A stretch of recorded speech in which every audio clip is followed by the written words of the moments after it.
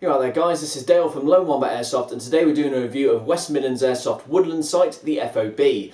Now if you've not seen one of my video reviews before, the way I always do it is I put YouTube annotations up on either side of me, so if you're on a PC you can see those, click on those, and it's going to skip ahead to the part of the video that you're most interested in.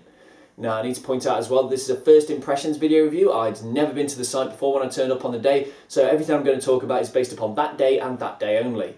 And so with that out of the way, we'll dive straight on into the review. So the site is located on Hollington Road just outside of Team, which is in between Stoke-on-Trent and Uttoxeter, just off the A50.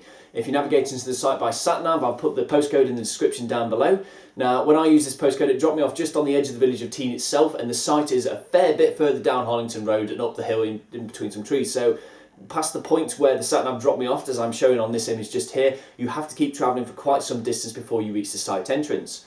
Now the entrance itself wasn't exactly clear to me because I ended up driving past it the first time because I thought it was just a paintballing site. What the F.O.B. could really do with is like a banner out front saying that this is the F.O.B. and not just a random paintballing site, but rest assured this is the entrance. Now when you go in here, you're going to find yourself in a circular, oddly shaped car park, so I'd imagine on a very busy day there would be some direction in order to make that fill up properly. But once you exit out of that, if you take two left turns following the reception signs, you're going to find yourself in the safe zone. So prices for the walk-on fee are £30 for non-members and £25 for members. If you're needing a hire kit, you can order through 6mil.com for 20 quid, and that's going to give you 1,000 rounds of automatic face mask and a choice from what looks like a really decent selection of guns. It should be noted that you do need to book online before actually turning up. There isn't a booking fee, it doesn't cost anything, but I think this is more of a way then to just gauge how many people are turning up in order to provide for the catering. So please make sure you do that before actually turning up on the day. In terms of the catering itself, your hot lunch is included as part of your walk-on fee, which took the form of a hot dog. You can buy various airsoft supplies and drinks at the main stall, and also tea and coffee is provided free throughout the entire day. There are bathrooms on site, and the safe zone was actually quite open and had a lot of area for setting up in, and even though it was chucking it down with rain for the entirety of the day, my kit managed to stay perfectly dry throughout. One thing that I think could be improved on is as you're walking into the reception area, the road actually just does carry on straight on where you would turn left to go to reception, but there's no safe zone net. You could actually end up inadvertently walking into the game zone if you weren't aware of the way the site worked. So I think like a second safe zone net along that main path, obviously I think vehicles might need to drive up there at some point to make it deployable, something. But you do need something there to stop people, A, walking into the game zone, and B, people walking from the game zone into the safe zone without realising they're back and they need to take their mags out. So just a little something there. In terms of the rest of the safe zone itself, as I said, quite roomy. You also have a firing range out back, which is obviously designed for paintball guns because it's a little bit too close range, but it's still very well set up and it does the business quite right. Sight limits for FPS are 350 for AEGs, 400 for DMRs, and 500 for bolt action snipers. Every gun you use in the game must get chronographed. You get handed a little coloured tag to attach onto the front end of your gun to show that it has been through the chrono test. This is something that I really approve on. I think a lot of other sites need to adopt as well because it's a way of proving that guns are legal and have taken that chrono test before the day gets on, so very much a fan of that. So the staff on site were really chatty and welcoming of players on the site and were quite easily capable of accommodating players' needs as well as listening to feedback from the games themselves. We did actually turn up on a really cold, wet, wintry day, however, so we did suffer from very low numbers on that particular day, and I think this is something that showed during the games. I think the staff needs to have a couple more situations available for dealing with when they have a low player base, because this did affect some of the games. Some of the players did actually call it and head home halfway through the day, I think mainly due to the wet and the cold, but I do think jigging up the game structure could have prevented this, because the second half of the day was notably more enjoyable than the first. This is obviously when they'd had a chat with each other about what they were going to do. So in terms of the actual players themselves, during the games there were a couple of instances of non-hit taking. I did overhear some grumblings between other players about it, and although I didn't actually see any at the time, my camera did. I did actually capture a few through the scope cam, but since my scope itself was all foggy and filled with water, I didn't personally see it or see it well enough to verify it at the time. So I can't blame the marshals for not taking any action when I didn't see it either and so couldn't have told them. Now it should be noticed that they did actually marketably up their game in terms of this non-hit taking after a few grumblings at the start of the day, so they were definitely able and were looking out for non-hit takers. Because obviously it's quite rainy and cold, it didn't exactly put the players in a chatty mood, and because the safe zone was so wide to accommodate a large number of players, when there's a small number, it was actually quite difficult to talk to people because they're right at the far end of the safe zone. It's huge. But the numbers I did get talking to were pleasant enough and did really try to include me in the conversation, so I'm perfectly able to give the benefit of the doubt that the player base has some decent people in it. So in terms of the terrain on site itself then, now the site is obviously based on an old paintballing site, and so this really reflects itself in the game areas. The areas themselves are very separate and distinct little arenas with a different theme to them in general. So whilst they obviously are quite close range, very compact, because this is an airsoft site, I do believe they do actually use multiple ones during a single game if there's enough people to warrant it. Now the different sites can vary from a speedball arena with like a large central castle structure with lots of different cover available, to a village which has some quite high quality wooden structures. They're all again quite closely grouped together, but had a lot of flanking routes on the outside of it, as the outside of the map was filled with some very dense undergrowth, so you could go crawling through that, pop upon a completely separate section of the map and start taking shots from there. There was also a fort at the far end of the site which was based at the bottom of a large hill. We started at the top of the hill, the defenders were at the bottom, so you had quite a long range for sniping at the time there, with plenty of different spots to take shots from. So I think in general there was actually quite a varied amount of terrain in these arenas on the site, and obviously we did get to play in between them, so it didn't feel claustrophobic even though these arenas themselves are quite compact. Now there were two that we didn't actually get to see on the site during the day. One was the jungle, which was just completely dense terrain, like it was all inside some very thick roadie bushes. Now if you've ever been to the Ground Zero NEE and you played in the middle of the map there, you know exactly the kind of terrain I'm talking about. Lots of like almost hedgerow kind of things that you can just duck into, vanish, pop up somewhere completely different. Now we didn't play in that one because obviously it's too dense. Like with the very few number of players we had on the day, you'd just spend hours sneaking around and not seeing a single person because it's that thick. The second one we didn't actually get a chance to see was the one with the helicopter carcass in the middle of it. Now the reason for this was that when we were playing during the games, the marshal did actually notice a couple of like low-hanging branches that looked like they might come loose at any minute, and so decided that that arena's unfit, we're not playing there today, which I personally believe was absolutely the right call to make. So what were we doing during the games themselves then? Well, we started the day off with something of a false start. After game one was called, 5 minutes later we were told that we weren't actually allowed to play in the arena that had been picked, because this is when the marshal noticed the low-hanging branches that I mentioned earlier in the helicopter arena, so we couldn't play in that one and that game had to be abandoned. There was a good 2-3 minutes of us just standing around thinking what's going on as the attacking team, because we weren't with the defenders who had noticed these branches, so there wasn't a lot of communication with what we were supposed to be doing at the time. We were then quickly turned around and sent into the village area though, so thankfully they didn't spend too much time like taking people back to the safe zone and then back out. There was just no, next game, go.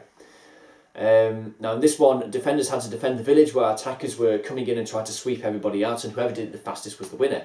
Now the problem with this is that attackers were only given one route into the village down the main path, and so all the defending fire was focused on that area alone, which meant that attackers couldn't really use it. There weren't enough attackers, there weren't enough people on the site in general in order to provide effective suppressing fire, so we had to go through the shrubs around the entirety of the village. That was the only feasible route that this was going to get done. Now what this meant that from the defender's perspective is that you couldn't do anything until an attacker made a move and surfaced somewhere in the shrubs. They're really quite hard to see through, so you couldn't really track where they were going. You just had to essentially wait until someone started shooting at you. So there was a good 10-15 minutes where I was just sat in the village with nothing to do, no one to shoot at, and wondering where the hell the attackers had got to. So didn't play well with low numbers. With high numbers it would be fine, but with low numbers, no. Then we played a game where in the middle of the village map there was an objective that we had to get, and instead of defenders in the middle, attackers on the main path, both teams started on equal ends from the centre of the map, and I can actually show you now exactly how that particular game turned out.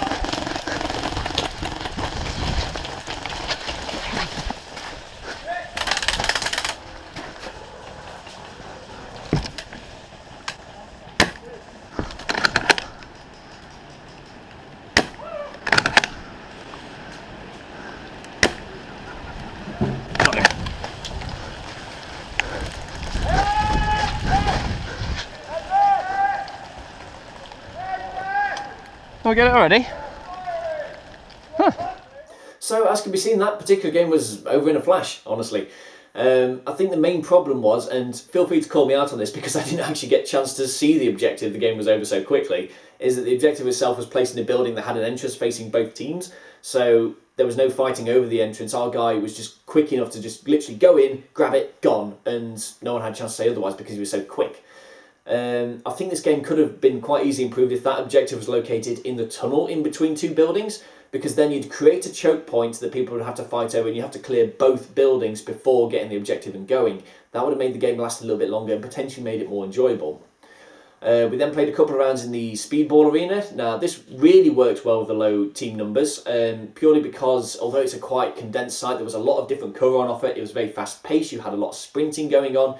There was a lot of cover in the centre of the map, but in terms of the entrances that the teams were coming in from, it was really quite open. So you had to run to get to the cover for this, and this kept the players warm in general and just a bit more active and engaged in the games that were going on. And I think that overall made it more fun than anything else.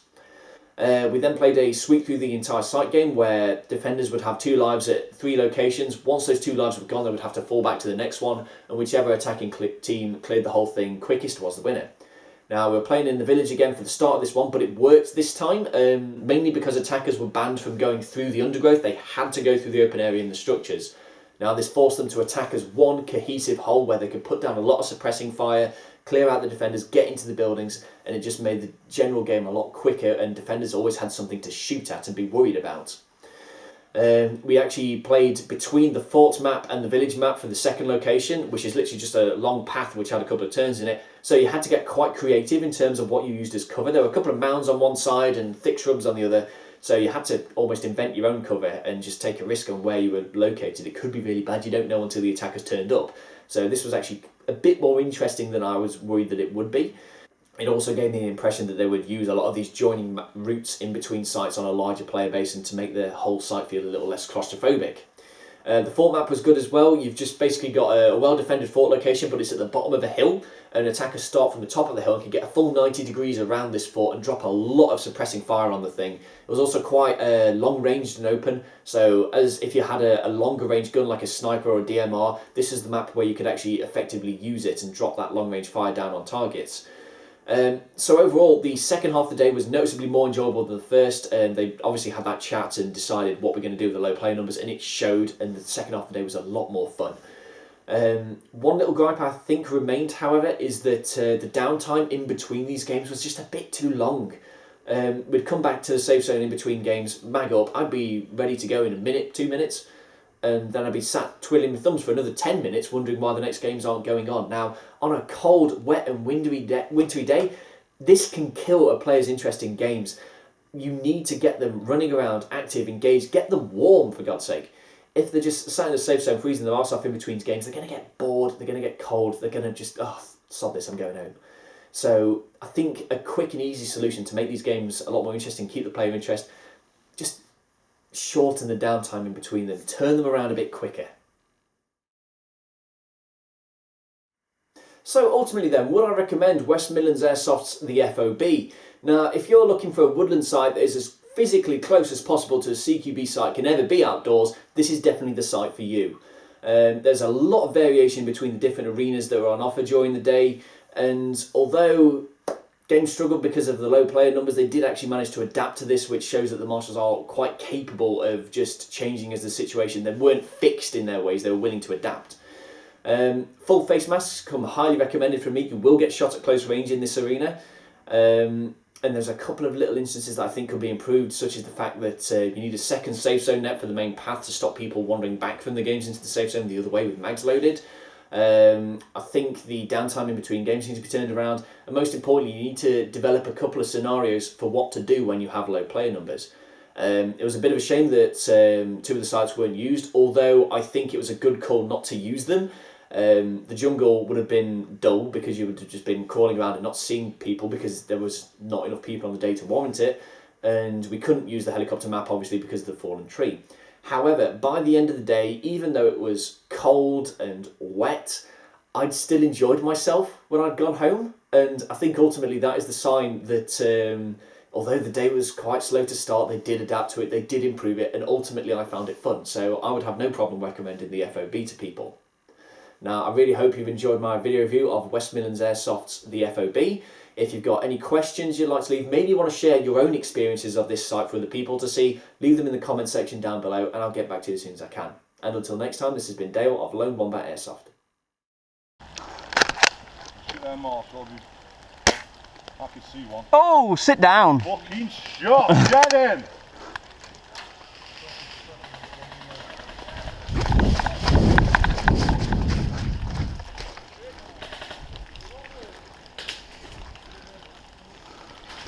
Good run, good run.